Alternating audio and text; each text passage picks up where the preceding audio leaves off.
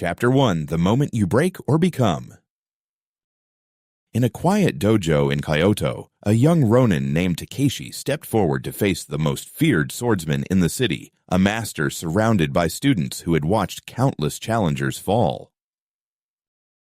Takashi had no title, no school, no reputation. But he had something else. Fear. Real physical, undeniable fear, the kind that tightens your chest and sharpens every sense. Most men in that moment would try to silence it or escape it. Takashi didn't either. He faced it, named it, and used it. Seconds later, the fight was over. The master lay defeated, and no one in the room could explain what they had just witnessed. It was not just skill, it was control. Not the absence of emotion, but mastery over it. This is the difference between those who collapse under pressure and those who rise through it. In this video, you will learn 6 principles drawn from Musashi Philosophy that show you how to stop being controlled by what you feel and start using it. Watch until the end because one of these may change how you act in your next defining moment. Chapter 2: Who Takashi Really Was. Before we go deeper into these principles, you need to understand the man behind them because his life is the proof, not the theory. Takashi was born in 1684 in a quiet province far from power and prestige. He fought his first duel at 13 and won, not because he was stronger, but because he was already learning how to stand inside pressure without losing himself.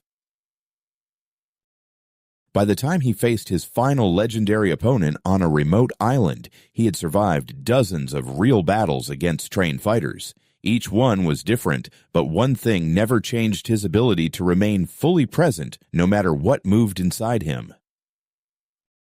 He was not the fastest, he was not the most gifted, he did not come from the most respected school. What separated him was something far more dangerous. He could feel fear, anger, and uncertainty completely without letting them control his next move. Musashi Philosophy was never about removing emotion, it was about seeing it clearly and choosing action anyway. Chapter 3: Emotions are signals, not commands.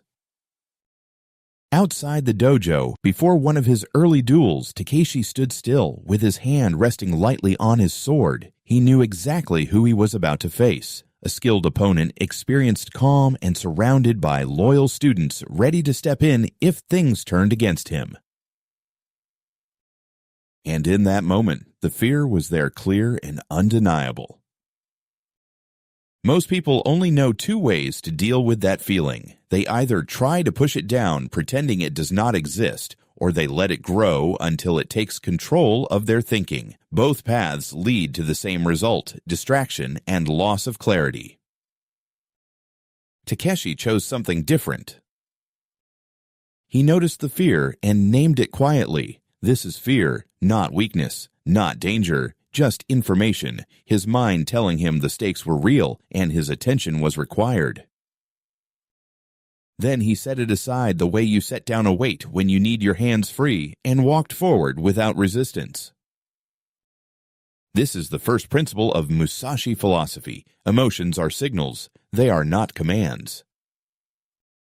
When you treat them like commands, you become predictable. When you treat them like information, you become dangerous because now you can choose your response instead of reacting automatically.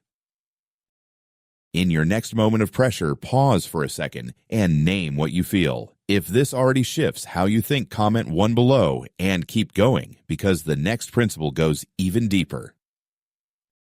Chapter 4: Mind like water, no residue. Understanding that emotions are signals is only the beginning. The deeper skill is what you do after you feel them. Years later, Takashi crossed a narrow stretch of water to face his most dangerous opponent, a man known for speed so fast it could not be seen. People gathered waiting for a violent clash. Tension filled the air long before the fight began. But Takashi did something unexpected. He rested. While his opponent waited and grew impatient, Takashi remained still, even calm, not because there was no pressure, but because he refused to carry it longer than necessary. By the time he stepped onto the shore, his mind was clear, while the other man was already consumed by frustration. The fight ended almost instantly. This is what Musashi philosophy calls mind like water.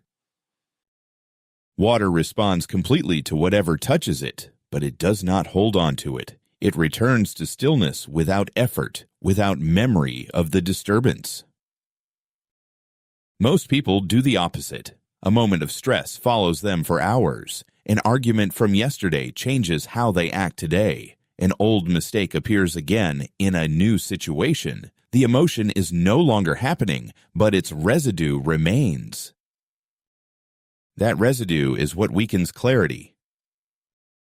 Takashi trained himself to feel everything in the moment and then release it fully. No suppression, no avoidance, but no attachment either. When an emotion is allowed to complete, it moves through you and leaves. When it is resisted, it stays and builds beneath the surface.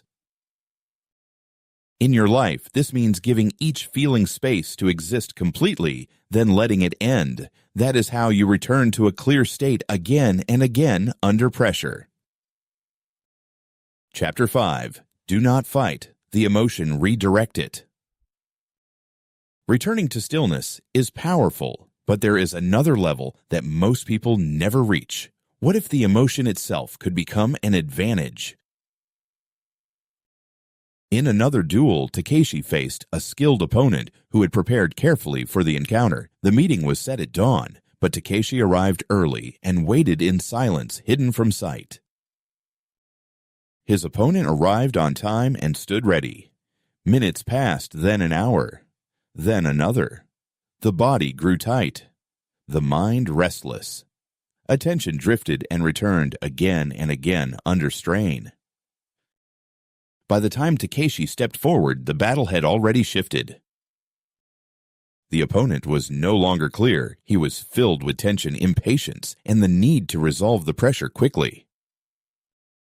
Takashi was the opposite, loose present and fully aware. The fight ended quickly. This is the third principle of Musashi philosophy. You do not eliminate emotion, you redirect it. The same surge that creates panic can also create precision. The same energy that causes hesitation can sharpen focus. What matters is not the presence of the emotion, but the meaning you assign to it. Takashi trained himself to recognize the physical signs of stress not as danger, but as readiness. A faster heartbeat meant the body was preparing. Heightened awareness meant more information was available. Nothing was wrong. Everything was activating.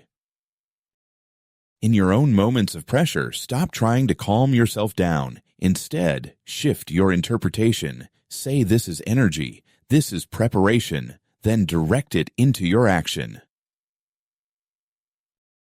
The emotion does not disappear, it becomes useful. Chapter 6. Release the outcome, focus on the action. Once you learn to redirect emotion, there is still one hidden trap that can quietly destroy your performance attachment to the result.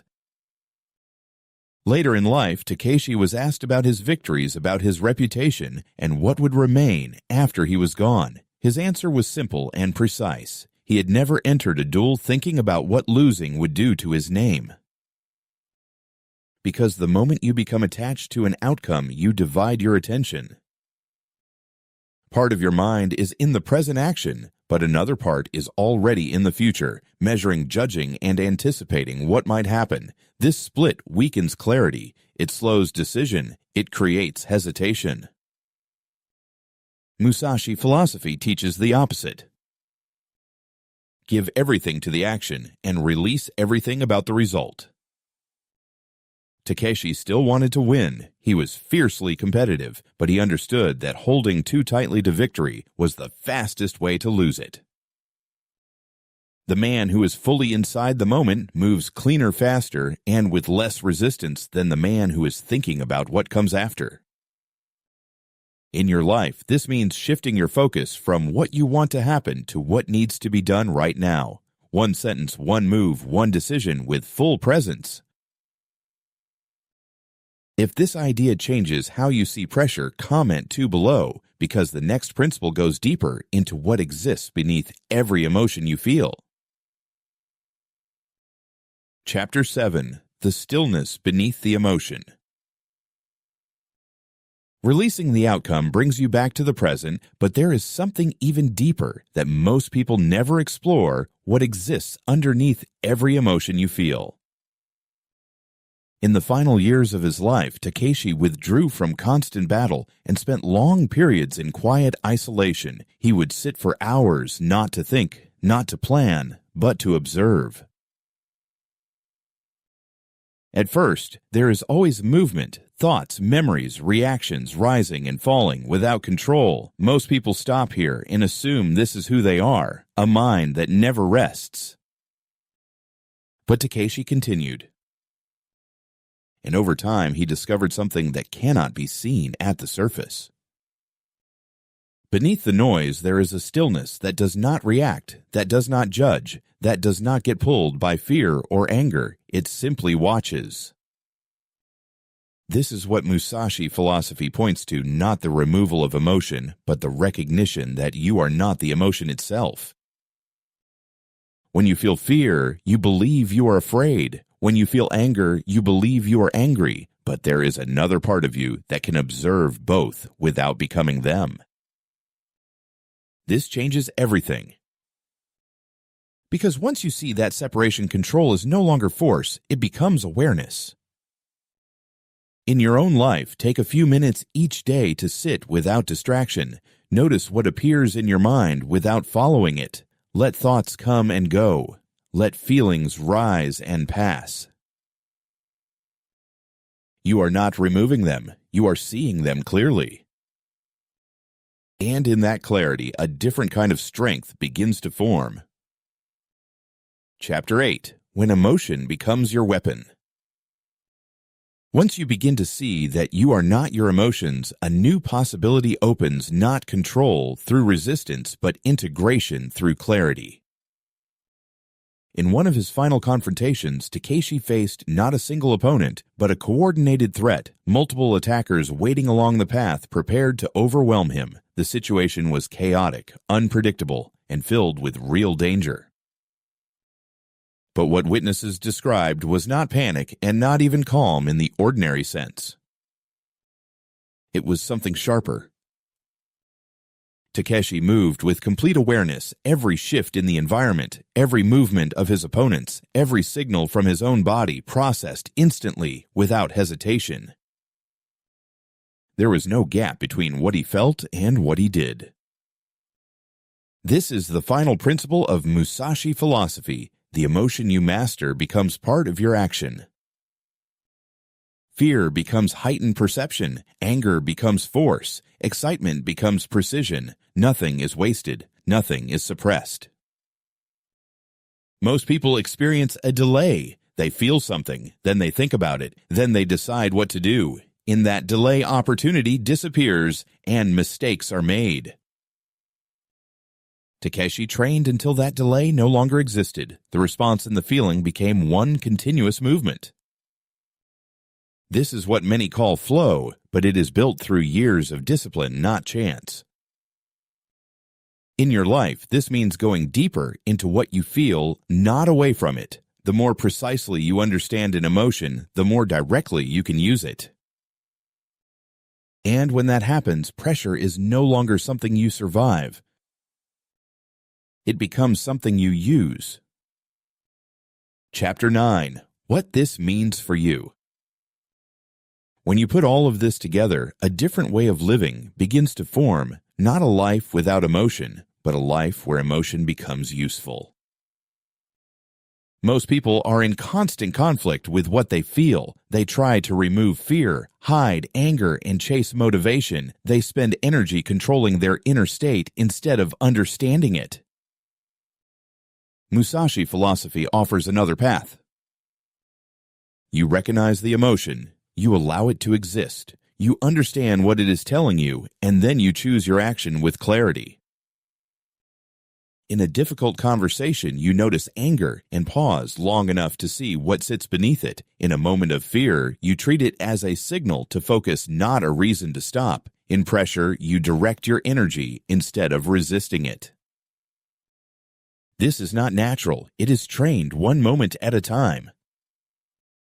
If this way of thinking is starting to shift something in you, comment 3 below and carry this into your next real situation. Because mastery is not built in one big moment. It is built in the small ones that no one sees. Chapter 10. The Battle Within Never Ends. Takashi was never undefeated because of a single fight. He became unshakable through thousands of quiet moments where he chose awareness over reaction, clarity over impulse, and discipline over comfort. The 6 principles you have just seen are not ideas to admire. They are actions to practice. Emotions are signals. Mind returns to stillness. Energy can be directed. Outcome must be released. Beneath it all, there is awareness, and at the highest level, feeling and action become one. You do not need a battlefield to begin. Your next moment of pressure is enough. When it comes, remember one principle and apply it immediately. That is how mastery starts. If you are still here, it means you are not watching by accident. Comment "mind like water" below and commit to using it today. Subscribe now and become someone who does not break under pressure but uses it.